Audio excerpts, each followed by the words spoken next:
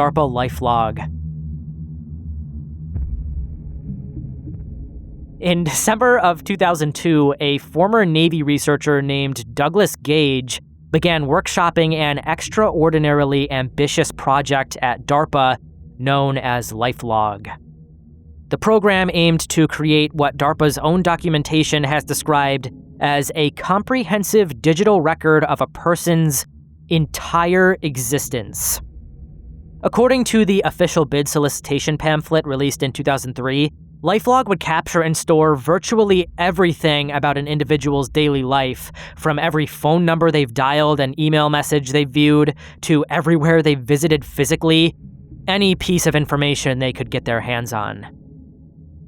The system laid out the testing of wearable sensors, cameras, GPS trackers, and software to automatically record and organize this ocean of personal data into a searchable database.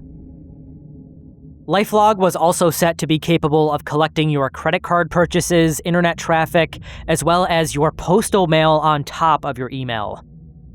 Apparently, this data collection was all supposed to be voluntary, and it was supposed to be used to develop sophisticated artificial intelligence by creating what they called an enduring personalized cognitive assistant, later named the perceptive assistant that learns. This final product, an early concept for an AI assistant, was to be utilized within the military for purposes that have never really been adequately explained. To build an AI system that could accurately predict human schedules, actions, and behavior before they happen, you first need massive amounts of data about actual human behavior. LifeLog would provide exactly that, not even by collecting information from everybody in the US, but just from volunteers who agreed to have their entire lives digitally documented.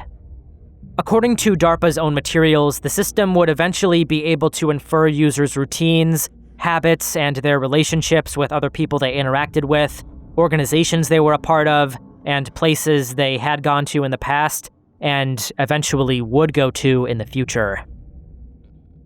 I hear this sentiment floating around these days, which goes something like, if we're just getting access to AI now as consumers, the government surely has had access to it for much, much longer. Programs like LifeLog seem to back this claim up because, again, this program was piloted in 2002, some 24 years ago. The program emerged in the post-9/11 era when the US government was aggressively pursuing new surveillance technologies. In February of 2002, DARPA had launched another controversial program called Total Information Awareness, or TIA, which sought to create a massive data mining system that would similarly analyze phone calls, internet traffic, bank records, and other personal information to identify potential terrorists. Despite DARPA's insistence that LifeLog and TIA were separate programs, the parallels were impossible to ignore, and critics quickly connected the two as part of a broader governmental push towards mass surveillance over the American population.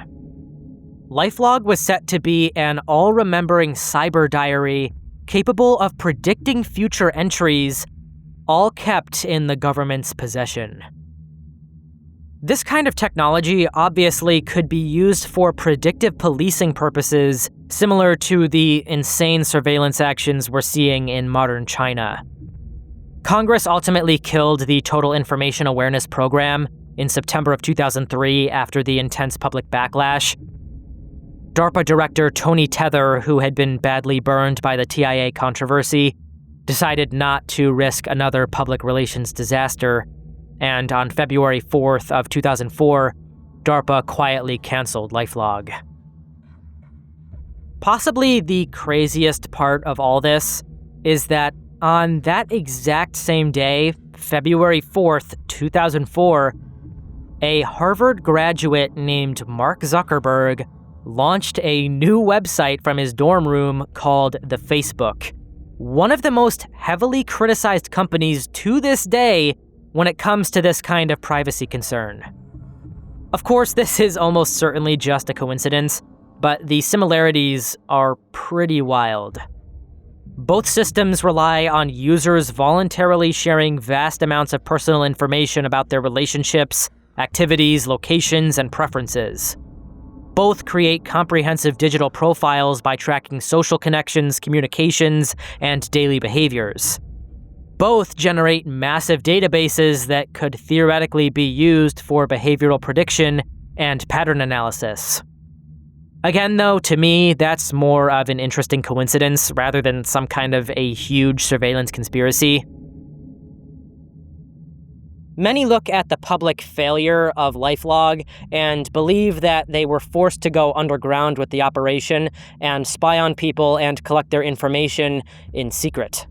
As you obviously know, we already carry around the hardware necessary to make something like this possible in our pockets every single day. All of our emails, phone calls, text messages, our current location, the people we know and talk to or might meet up with in the future, all of that kind of stuff is obviously transmitted directly through our phones, and we do have evidence that our phones are being tapped in many different ways by the NSA and other government organizations. There's no hard evidence of LifeLog actually having gone on to continue in the dark, but obviously if the government really did want to collect all of this information on us Americans and use it to train artificial intelligence models, potentially giving them the ability to predict our actions before we even make them, before they even come up in our minds, they theoretically could do so.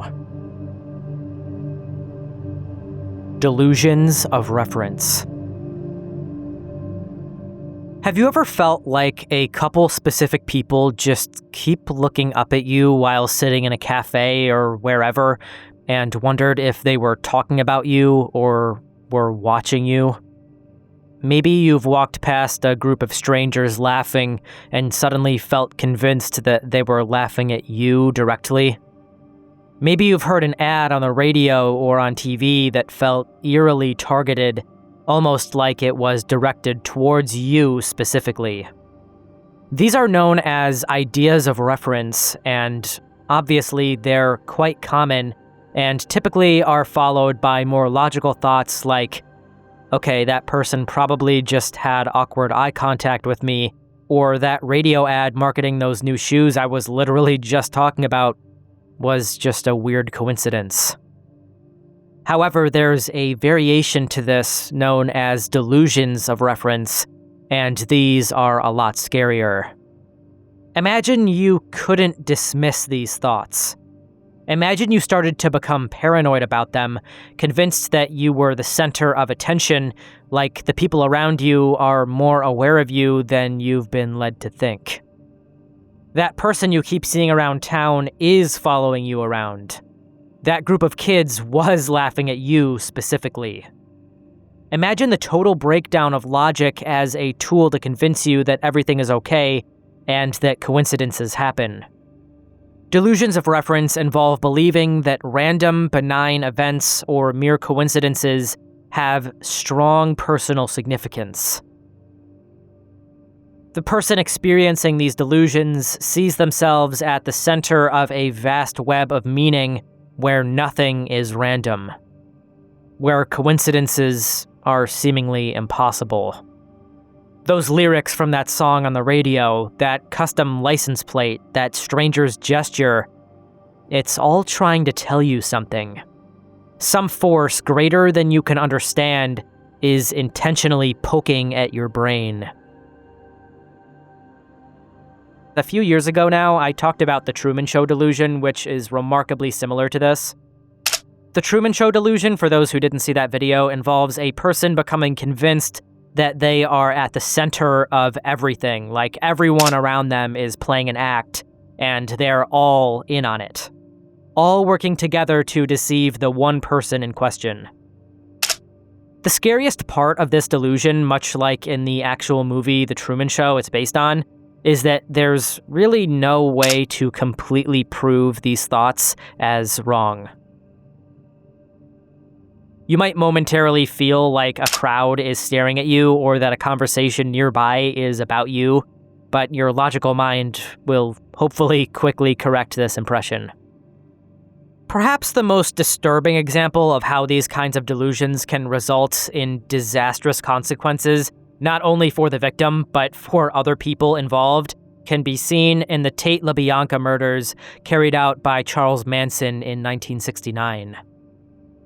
Prosecutor Vincent Bugliosi explained that Manson believed there was a hidden message encoded within the Beatles' White Album which was intended specifically for him, and believed the band was communicating directly with him through their music. The song Helter Skelter became, in his delusional framework, a prophecy of an apocalyptic race war.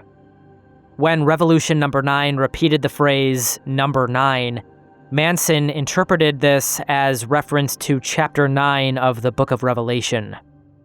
Even song titles seem to carry hyper-personal messages for him. Before the release of the album, he had nicknamed one of his followers, Susan Atkins, as Sadie. When the Beatles released the song Sexy Sadie on the album, he became convinced that they were directly communicating with him in regard to Sadie, and was unable to see the fact that this was obviously just a coincidence.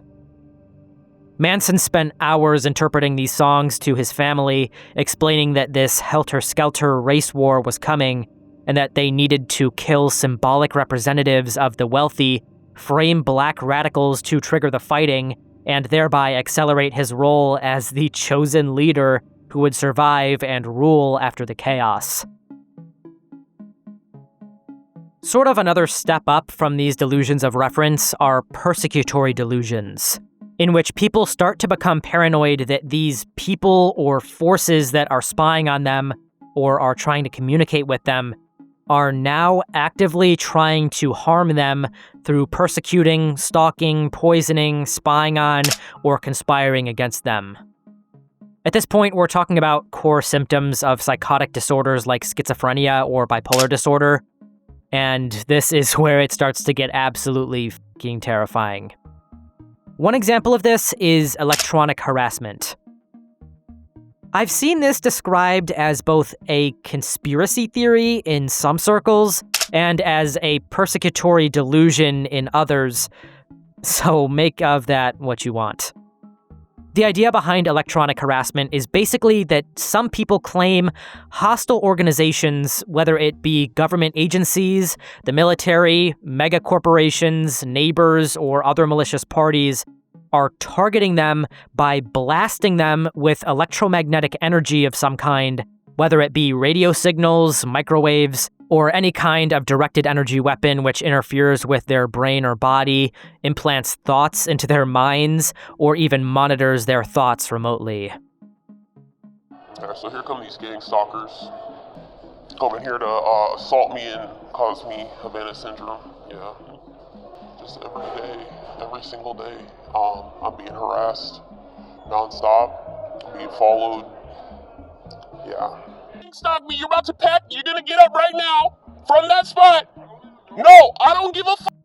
You're gonna get the fuck away from me right now and let me be left the fuck alone in this fucking empty Chick-fil-A fucking parking lot on this fucking Sunday. You gotta understand that this is an antenna. So they have some kind of frequencies type of software they're fucking making. So I'm highly convinced that this Asian man is using the directed energy weapons on me. He's actually causing me Havana syndrome. So I'm dealing with a FedEx truck gang stalking me. Yeah. There's a reason why it's called FedEx. Because it's ex-fucking federal agents that are doing this fucking bullshit. What makes electronic harassment such a strange and difficult thing to classify is the fact that there are documented cases of this actually happening to people. We've already talked about how the government did in fact research the microwave auditory effect and their known research into voice-to-skull devices, which are literally described in the military's own words as devices which are capable to translate audible messages directly into the brain from a distance. I think this sort of past precedent of it actually happening causes people to be a little bit more afraid and eventually enter into a delusional belief that they are in fact being targeted by this technology. Then, if that wasn't precedent enough, there's also Havana syndrome, which refers to a series of unexplained medical symptoms such as sudden perceived loud noises, head pressure, dizziness, vertigo, tinnitus, headaches, nausea, and cognitive impairments, all reported by United States and Canadian diplomats and intelligence officers who were stationed in Havana, Cuba, starting in the year 2016, with suspicion that the ailment resulted from directed energy or sonic attacks by foreign adversaries. There are many ordinary people who point to these historical precedents and claim to be the targets of this electronic harassment. Their reasoning varies behind why someone would want to mess with them specifically. Many of these people claim they have been randomly selected as test subjects for experimental mind control programs, such as some kind of continuation of MKUltra, which is yet another historical precedent which only fuels these delusions. Others believe they are suffering from arbitrary punishment for minor infractions such as a dispute with a neighbor or local authorities. Some even believe it's because they have been identified as truth seekers or are potential threats to some kind of hidden agenda. Maybe they've found something out online that they're not supposed to. And I think if you go a little bit too deep into that stuff, you can start to misinterpret things around you as you experiencing some of this stuff yourself directly. And while I'm not saying that's impossible, I think it's important that we keep our head on our shoulders and don't allow ourselves to fall down into that pit and lose our sanity. As easy as it is to do that when looking back at all of this crazy stuff.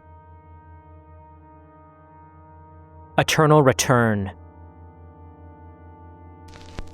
Eternal return is the philosophical concept that this life you're currently living, with every fleeting joy and every excruciating pain, every little mistake and every profound regret, will happen again, and again, and again. Identical in every detail, without end, without any hope of alteration or even realization on your part.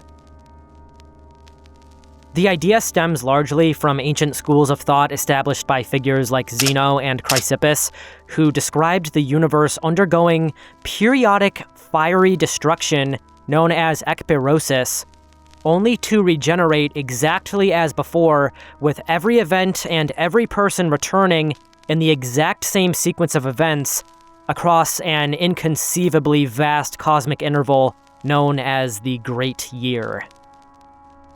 Imagine that every betrayal, every loss, every night of despair, and every moment of suffering will replay infinitely with no redemption, not even an escape into oblivion. Friedrich Nietzsche, plagued by migraines, isolation, and unfulfilled love, may have drawn from his own torments when he discussed the concept.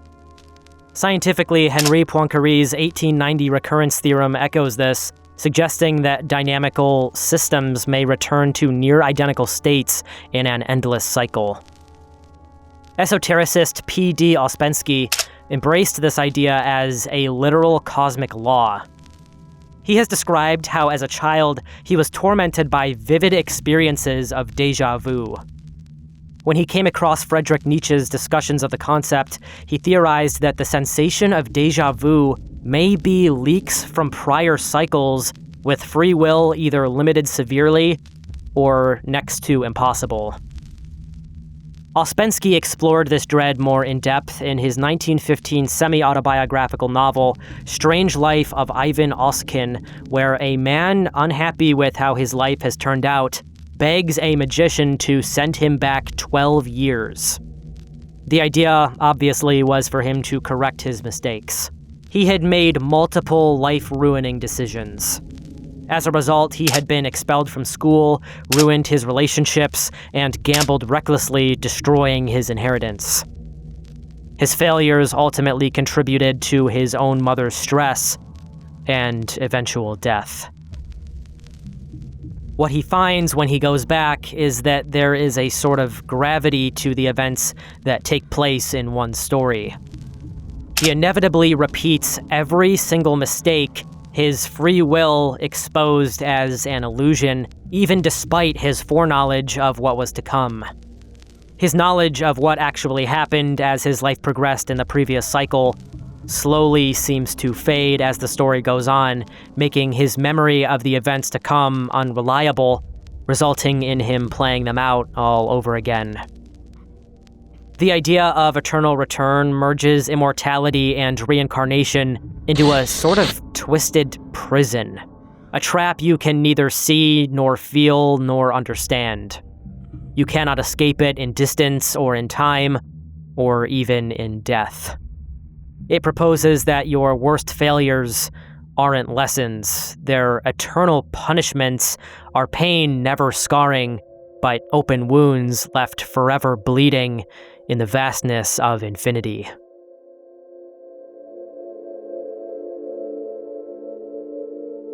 Your brain is quietly rewriting your memories.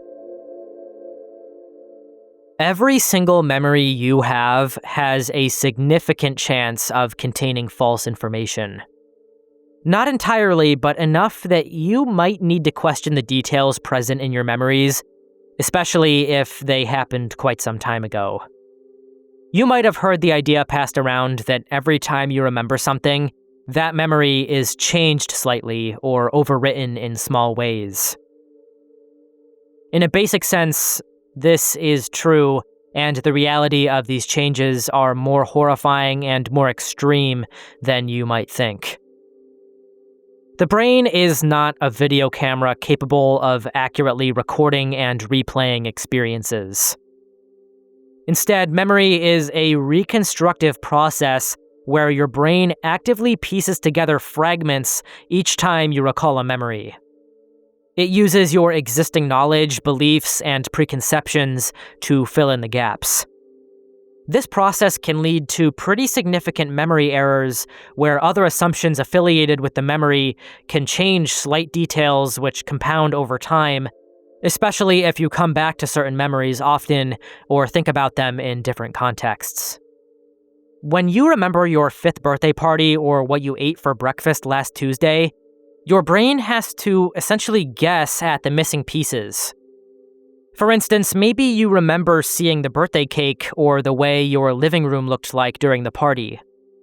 This might not be because your brain is actually retrieving information from that exact day. You might have forgotten what the room looked like in that exact moment or lost the actual memory of the cake, but because you know what your living room looked like during that period of time, and because you know that birthday parties have cake, you seem to remember it anyways. And to be fair, it's usually pretty good at this, but sometimes it gets things wrong, and these wrong guesses can quickly bond with the rest of the accurate information, leaving you with a false memory. Each time you retrieve a memory, it becomes temporarily unstable in a process called reconsolidation. During this vulnerable window, the memory can be weakened or modified before it stabilizes again. Every time we remember something, it seems we are remembering it slightly differently than before, and these changes become part of the new version you'll recall next time. Your memories are literally redrawn with each recall, blending accurate details with assumptions, new beliefs, and new information you've acquired since the original event. Now, of course, our oldest memories are going to be the least stable ones, but think about it, these are some of the most important developmental and cherished years of our lives. Think about all the childhood memories you have from those early years in your life, and consider the possibility that many of those memories have large blocks of fabricated information within them. Studies by psychologist Dr. Elizabeth Loftus and her colleagues explored this effect more in depth through a series of experiments. 45 participants who were shown an identical video of a car accident gave wildly different speed estimates depending on whether they were asked how fast the cars were going when they smashed versus when they contacted each other, with the former word subtly implying that the cars hit harder than the latter description of the video. The simple change of one word in this question was enough to alter the actual memory of what they saw. Those asked how fast the cars were going when they smashed into each other estimated an average speed of 40.8 miles per hour, while those asked about cars that contacted resulted in an average of just 31.8 miles per hour. The difference between the highest and lowest estimates was 9 miles per hour despite everyone watching the exact same footage. To be sure that this wasn't just an on-the-fly response to a more dramatic wording, they changed it up and this time conducted a follow-up experiment with even more participants for diversity. This time, with 150 new participants, subjects would be shown the video clip, they'd be asked the same speed question just as before, with some having the impact described to them as a smash, and the control group having the impact described with more neutral language. After that, they would part for an entire week before the participants were brought back and were all asked the exact same neutral question: did you see any broken glass? Those who had the contact of the two vehicles described to them as a smash 1 week earlier were more than twice as likely to now falsely remember seeing broken glass in the clip, even though no broken glass was visible in the footage. This proved that the single word didn't just bias their immediate response, that outside descriptions can alter our stored memories and perspectives, causing us to remember details that never occurred. I think it goes without saying that this is kind of horrifying if you think about it. Our memories are so important and core to us understanding who we actually are as people, knowing that these outside forces, whether they be people or other accounts, can actually change the way that we remember events and the perspectives that we have on them ourselves, means that our views on things that have happened to us and who we are to a certain extent is malleable and exposed to the outside world.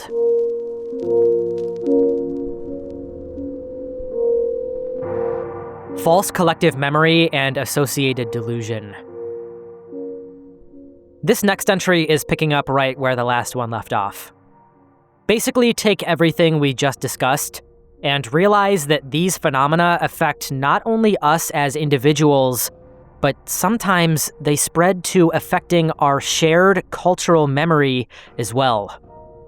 Large groups of people all misremembering things collectively, with individuals worsening the spread of these false memories by backing each other's false memories up, a feedback loop that sometimes becomes widespread throughout society.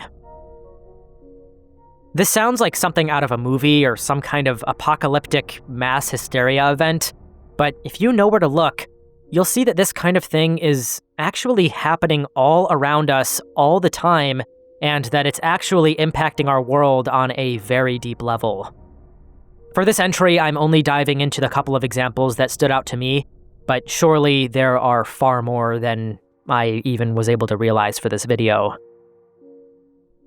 To me, the obvious primary example here is the Mandela effect. And in my opinion, it can mostly be explained by the misinformation effect that Dr. Loftus was studying. In case someone watching this somehow hasn't heard of the Mandela effect yet, it's basically a set of false collective memories, such as people remembering the Berenstain Bears being called the Berenstein Bears, or the Monopoly guy having a monocle, or the existence of a burglar or a seahorse emoji. Another one is cup noodles being called cup-o noodles. Large groups of people all vehemently believe these things once existed in this way, yet apparently they never did. These discrepancies aren't the result of branding changes or anything like that. When you look back at archival copies of the Berenstain Bears or the Monopoly box or whatever, these things never existed. In fact, the Mandela effect's false memories are somehow so powerful and so deep-rooted in society that there are massive groups of people who simply refuse to accept that the phenomenon is a false collective memory. In a way, I get this because of the way that these memory issues happen. It's like we can't even recognize when we are experiencing a false memory. So yeah, I kind of sympathize with these people, but a prominent, widespread, albeit fringe theory claims that the Mandela effect is evidence of parallel realities. Sometimes this is interspersed with the idea that the world as we knew it ended in 2012, with many pointing to the end of the Mayan calendar as evidence, claiming that we all collectively shifted into a slightly different world at that time, with our shared memories being cultural residue of the world we were all originally born in. I've seen all kinds of wild discussions trying to justify these distorted feelings and memories of the past. Some people are so convinced that things are fundamentally different now that they believe it might all be the result of some kind of experiment gone wrong. I've seen the theory floating around time and time again that CERN is responsible and that their Large Hadron Collider is causing rifts between different realities, causing them to bleed into each other. In my opinion, this theory is often exacerbated by nostalgia or thoughts that things have felt off ever since then, whenever then is, with the world feeling brighter, more real than it does now in our memories of the past. Many cite this feeling of things somehow being different now than they were back then as evidence that something has fundamentally and irreversibly changed in reality, and not in a good way. I don't believe in these extreme theories when it comes to the Mandela effect, but again, I kind of get how people are arriving there. People, for one reason or another, are simply unable to accept the obvious logical conclusion that we're experiencing some kind of powerful cultural amnesia, that the interconnected society we live in now is vulnerable to the same memory failures that we as individuals are. These kind of broad cultural memory failures are also visible in these widespread, overly positive, nostalgic outlooks on the past. What can only be described as this feeling that something in the air was just better in the past. There are certain justifications for this kind of thinking.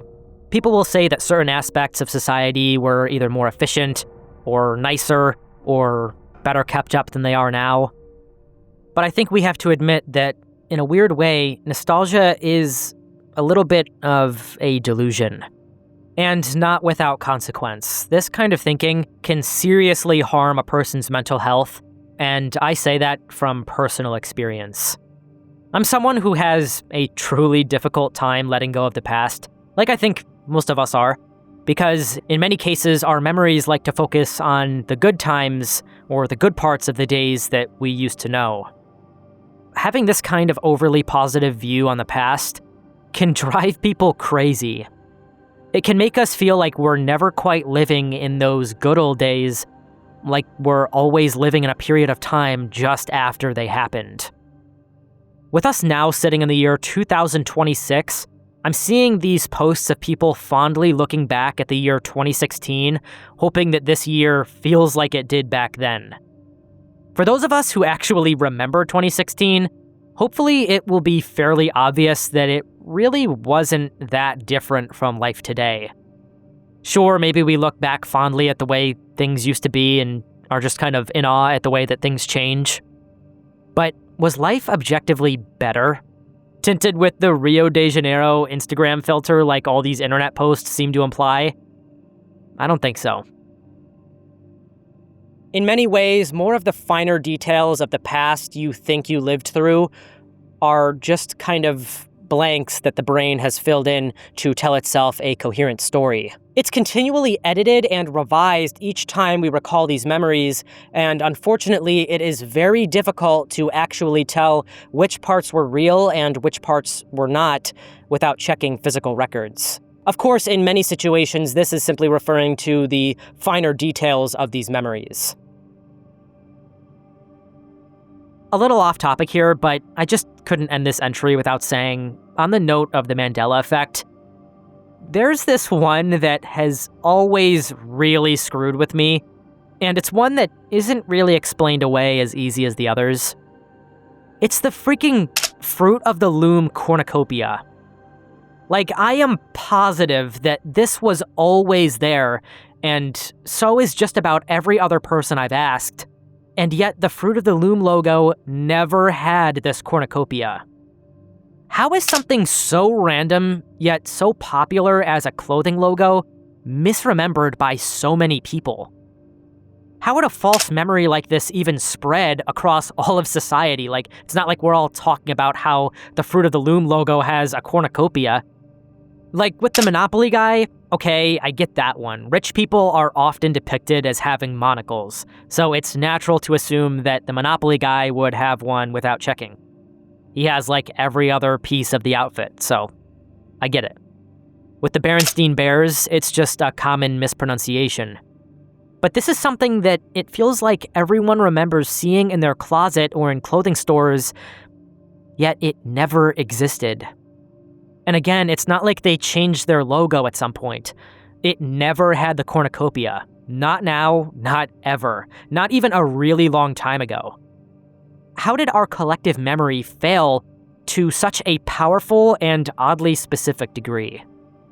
I guess this is just another example of how powerful these false memories truly can be, because even when presented with all the evidence, the fact that not a single ad or article of clothing from the past shows a cornucopia in that logo, I still have this unshakable, unsettling feeling that it was there. If anybody has any theories behind how the hell that happened, I am definitely open to hearing them in the comments.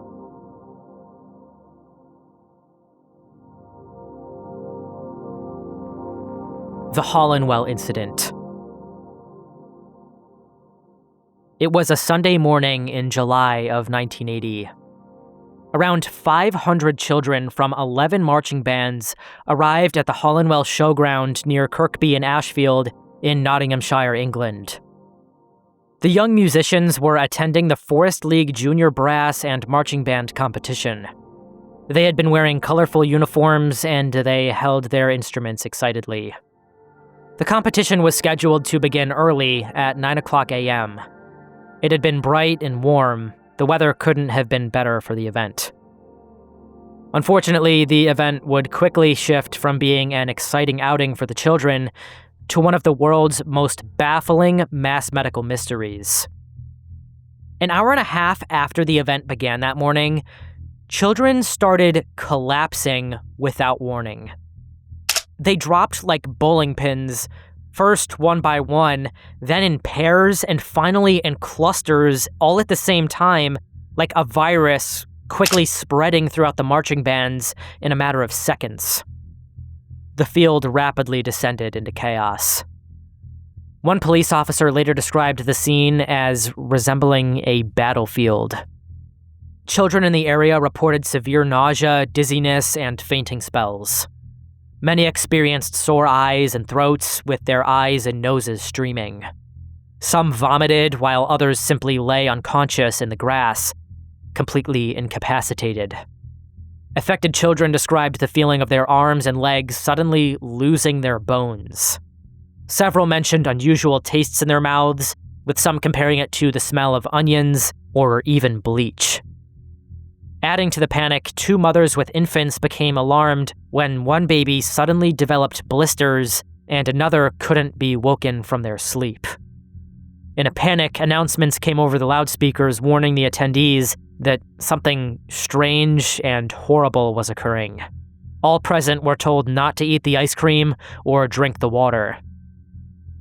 When all was said and done, approximately 300 of the 500 attendees had been affected by the peculiar incident.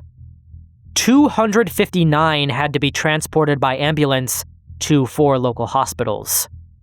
Corridors filled with stretchers carrying confused and frightened patients.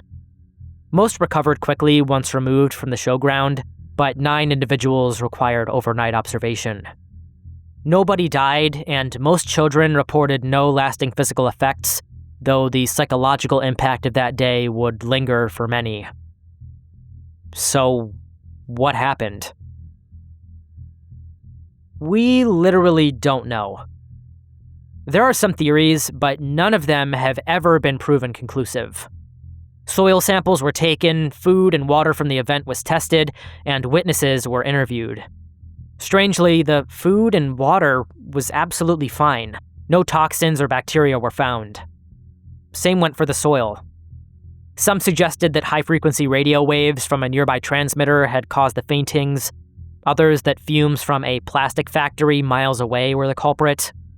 Some even pointed to radiation from underground mine shafts.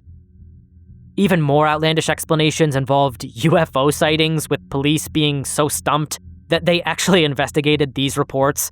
But after all of these leads were sifted through, none of them showed any signs of being the cause of the earlier chaos.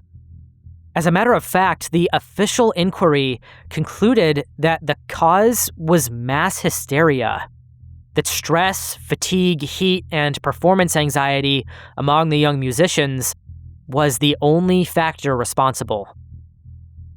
The suggestion was that once a few children collapsed, panic spread throughout the crowd, creating a domino effect before more than 60% of the attendees fainted. Really? More than half of everyone in attendance just randomly fainted out of nowhere because they witnessed that it was happening to other people around them? I could maybe see a handful of people fainting off a suggestion like this, but over half of the attendees, something like 300 people, there's just no way. And that's exactly how those affected felt.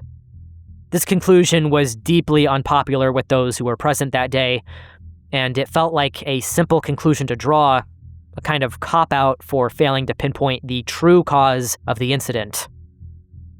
Dennis Skinner, a member of the British Parliament who called for a government inquiry, condemned the verdict as an insult to the intelligence of the victims and called it yet another establishment cover-up. By 2003, 23 years had passed, with little to no new information rising to the surface regarding the Hollinwell Incident. However, that year, a BBC investigation looking into the case discovered that a pesticide called Calixin, containing tridmorph, had been sprayed on nearby fields shortly before the event. This is significant because tridmorph, I think that's how you say it, is classified by the WHO as a moderately hazardous chemical, and by the time of this investigation, it had actually been banned by the British government several years earlier in 2000. However, historical meteorological data has suggested that the wind patterns make this kind of unlikely. Again, this was a field only in that general area. It wasn't the one that the kids were actually performing on. There are other theories that float around in regard to the Hollinwell incident, but at the end of the day, they are mostly speculative, and none of them really seem to have any likelihood of being the actual culprit. At least there's not enough information to actually confirm or even make them out to be the most likely cause. All that's pretty much guaranteed is that we will not know what happened to those children in that field on that day in July of 1980. Terror management theory. This next one is a concept that I think most of us have already considered in one way or another at some point in our lives. And in my opinion, it's kind of the core of all existential horror. Terror management theory begins with the unsettling premise that us humans are the only animals that are actively aware that we are going to die, that are even capable of pondering what that means in the grand scheme, something above the instinctual fear response we observe in the animal kingdom when faced with pain and death. Instead, we possess the cognitive ability to contemplate our inevitable mortality and what that means for our mind and consciousness. This awareness obviously generates profound existential terror, dread so fundamental to who we are as humans that it shapes nearly everything we do, from the food we eat to the overarching goals we set for ourselves. To manage this unbearable terror, the knowledge that one day we will die and that we have no simple, confirmed, logical idea about what comes next, if anything comes next, humans construct elaborate systems of meaning. Religious beliefs, cultural worldviews, national identities, and personal achievements. According to terror management theory, All of these things are subtle psychological survival mechanisms designed to convince us that our existence can transcend death through a legacy, through our impact on others, through our children, through our work, our words, or our beliefs. In Ernest Becker's 1974 book, The Denial of Death, he describes religion as humanity's most elaborate disguise for a simple, unbearable fact. He wrote that, quote, "The idea of death, the fear of it, haunts the human animal like nothing else. It is a mainspring of human activity designed largely to avoid the fatality of death, to overcome it by denying in some way that it is the final destiny for man."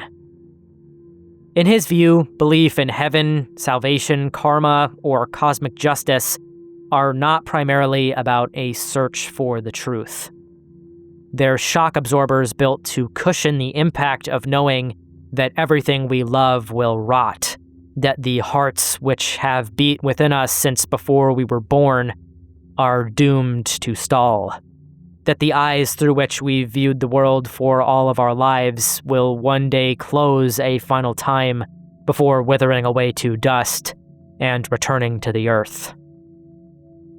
Becker even wrote somewhat grotesquely that humans are, quote, "gods with anuses, creatures capable of infinite imagination, trapped inside of finite, bleeding meat that decays and suffocates." According to him, this contradiction generates a panic that must be managed in one way or another, or it will consume us. In some cases, paradoxically, this fear drives us even more swiftly into the hands of death.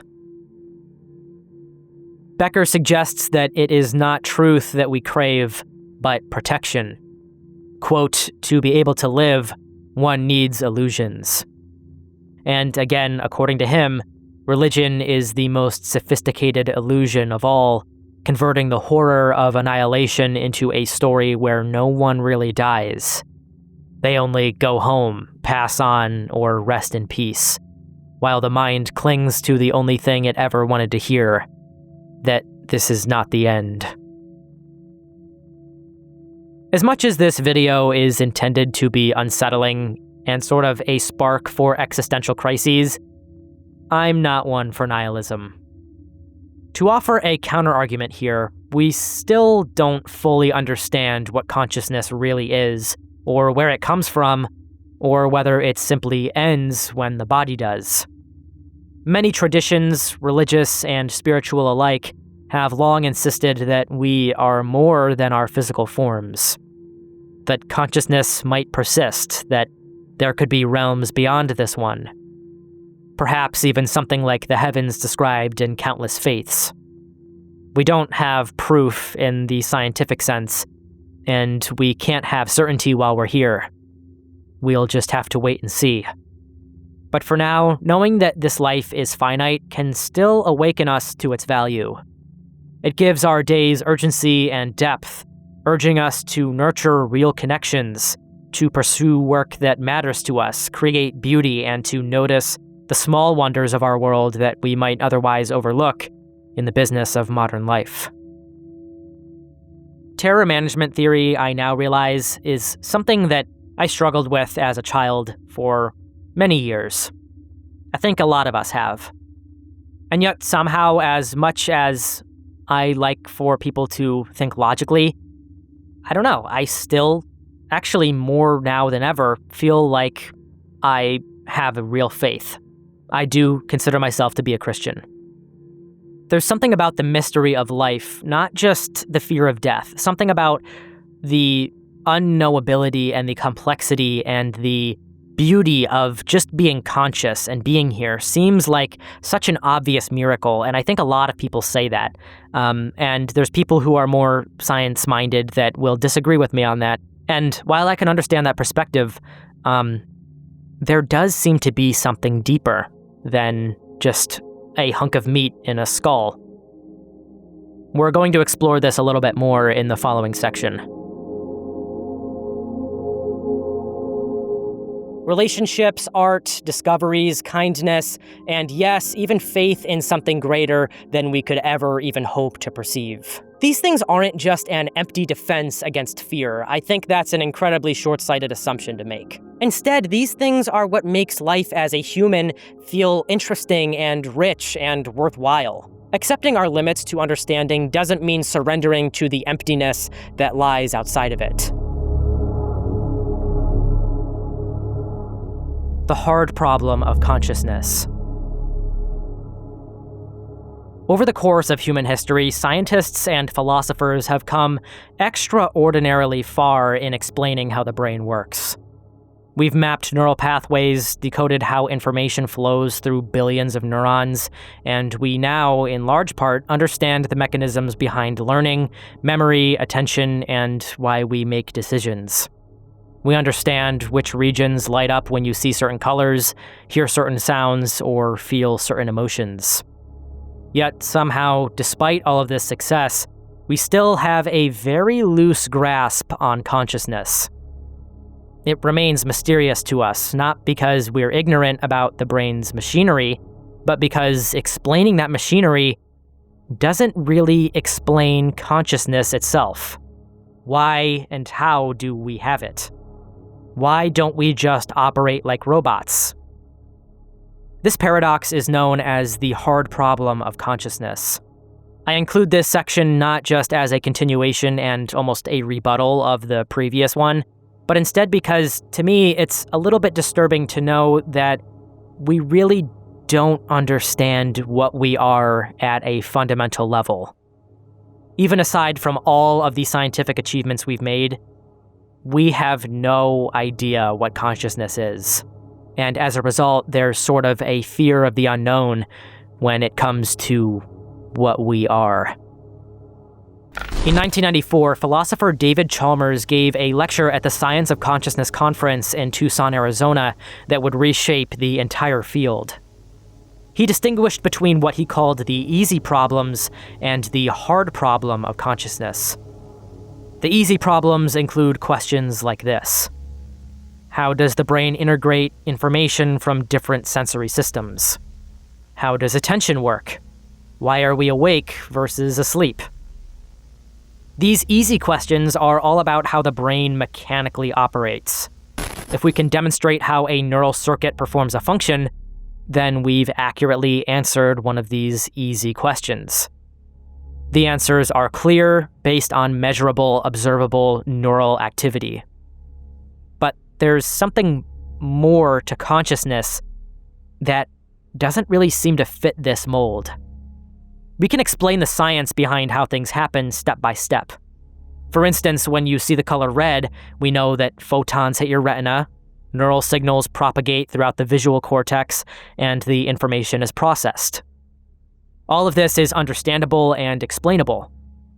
In fact, we have such a good understanding of how this machinery works that we can prescribe medications and do surgery on people and actually fix this machinery. Eventually, we could theoretically map every neuron that fires and every chemical that's released in the brain and every bit of information that flows through it during processes like these. But even then, a fundamental question would remain unanswered. Why does all that brain activity feel like something? Why is there this experience that we are all in? Why do we not just see but experience red? Why do we not just have the ability to recognize what red is, to discriminate it from the other colors or report that we're seeing it, but an actual felt quality of the color itself that is difficult to explain in language? No amount of mapping the brain and no explanation of neural mechanisms seems to bridge the gap between objective physical process and subjective felt experience. This is the hard problem of consciousness. Why doesn't all this information processing go on silently in the dark with no inner experience at all? Again, like a computer or a robot. It seems like we could operate exactly the same without this experience. Many point to this problem and say that it is evidence of something higher, evidence of something like a soul. Not knowing what consciousness is or why it exists is both fascinating and horrifying. As far as we've come in researching ourselves and the world we inhabit, we really have no idea what we are at a fundamental level. We don't even know why we're here or why we experience things, or really even how we experience things.